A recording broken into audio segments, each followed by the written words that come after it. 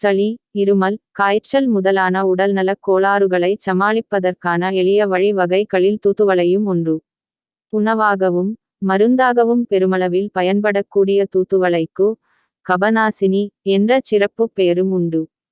தூதுவளை மூலிகையின் அனைத்து பாகங்களுமே இலை, தண்டு, பூ, காய், கனி, வற்றல், இருமல், சளி முதலிய நோய்களிலிருந்தும் கண் நோய், எலும்பு நோய், காது நோய்களுக்கெல்லாம் சிறந்த பயன்பாக பயன்படுகிறது.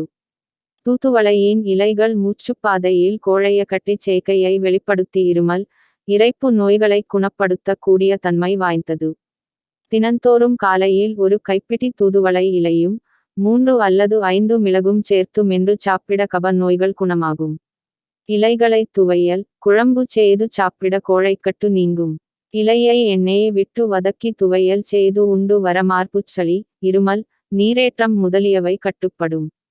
தூதுவளையை கொண்டு செய்யப்படும் குடிநீருடன் கஷாயம், தேன் கலந்து பருகச்சுரம், ஐயச்சுரம், வலிச்சுரம் இவை அனைத்தும் குணமாகக் கூடும்.